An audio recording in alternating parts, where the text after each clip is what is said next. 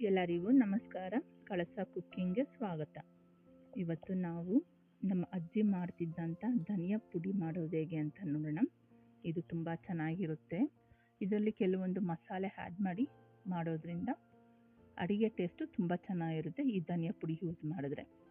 ಇವಾಗ ನಾನಿಲ್ಲಿ ಒಂದು ದಪ್ಪ ತಳದ ಪಾತ್ರೆ ತಗೊಂಡಿದ್ದೀನಿ. ಇದಕ್ಕೆ 250 ಗ್ರಾಮ್ ಧನಿಯಾ ಹಾಕಿ 1 ರಿಂದ 2 ನಿಮಿಷ ಡ್ರೈ ರೋಸ್ಟ್ ಮಾಡ್ತಿದ್ದೀನಿ. ಇಲ್ಲಿ ಫ್ಲೇಮು ಮೀಡಿಯಮಲ್ಲಿ ಇಟ್ಕೊಳ್ಳಿ. ಇವಾಗ ಇದಕ್ಕೆ 1 ಸ್ಪೂನ್ ಲವಂಗ, 2 ಇಂಚು ಚಕ್ಕೆ, 10 ಏಲಕ್ಕಿ, 1 ಅಡಿಕೆ ಗಾತ್ರದಷ್ಟು ಜಾಜಿಕಾಯಿ, ಇದನ್ನು 1 ನಿಮಿಷ ಕೈ ಆಡಿಸಿದ್ಮೇಲೆ ಈಗ 1.5 ಸ್ಪೂನ್ ಜೀರಿಗೆ, 1 ಸ್ಪೂನ್ ಕರಿಮೆಣಸು, ಇದನ್ನೆಲ್ಲ ಡ್ರೈ ರೋಸ್ಟ್ ಮಾಡಿ. ಫ್ಲೇಮು ಮೀಡಿಯಮಲ್ಲೇ ಇರಬೇಕು, ತುಂಬ ಹೈ ಇರಬಾರ್ದು. ಹೈ ಇದ್ದರೆ ಧನಿಯಾ ಕೆಳಗಡೆ ಸೀರೋಗ್ಬಿಡುತ್ತೆ.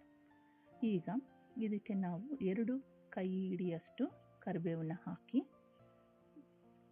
ಹಾಕಿದ್ಮೇಲೆ ಇದನ್ನು ಚೆನ್ನಾಗಿ ರೋಸ್ಟ್ ಮಾಡಿ. ಯಾವ ಥರ ರೋಸ್ಟ್ ಆಗಬೇಕಂದ್ರೆ ನಾವು ಕೈಯಲ್ಲಿ ಕರಿಬೇವನ್ನ ಮುಟ್ಟಿದ್ರೆ ಅದು ಪುಡಿ ಆಗಬೇಕು. ಆ ಥರ ಮೀಡಿಯಮ್ಮಾಗಿ ಫ್ಲೇಮಲ್ಲಿ ಇಟ್ಕೊಂಡು ರೋಸ್ಟ್ ಮಾಡಿ.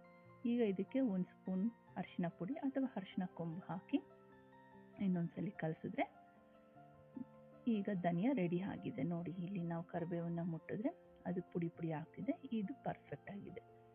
ಈಗ ಇದನ್ನು ಸ್ವಲ್ಪ ತಣ್ಣಗೆ ಮಾಡಿಕೊಂಡು ಆಮೇಲೆ ಒಂದು ಜಾರಲ್ಲಿ ಹಾಕಿ ಧನಿಯಾ ಪುಡಿ ಮಾಡ್ಕೊಳ್ಳೋಣ ಬನ್ನಿ. ಈಗ ನಾನಿಲ್ಲಿ ಸ್ವಲ್ಪ ಕ್ವಾಂಟಿಟಿ ತೊಗೊಂಡಿರೋದ್ರಿಂದ ಜಾರಲ್ಲೇ ಪುಡಿ ಮಾಡ್ಕೊತಿದ್ದೀನಿ. ನೀವೇನಾದರೂ ಜಾಸ್ತಿ ಕ್ವಾಂಟಿಟಿಯಲ್ಲಿ ಮಾಡಿದ್ರೆ ಮಿಲ್ ಮಾಡಿಸ್ಕೊಂಡು ಬರ್ಬೋದು. ನೋಡಿ, ಈಗ ರುಚಿಯಾದಂಥ ಸ್ಪೆಷಲ್ ಆದಂಥ ಅಜ್ಜಿಯ ಕೈ ರುಚಿಯ ಧನಿಯಾ ಪುಡಿ ರೆಡಿ ಆಗಿದೆ. ನೀವು ಇದನ್ನು ಅಡುಗೆಗೆ ಹಾಕಿದ್ರೆ ಅಡುಗೆ ರುಚಿ 2ರಷ್ಟು ಜಾಸ್ತಿ ಆಗುತ್ತೆ.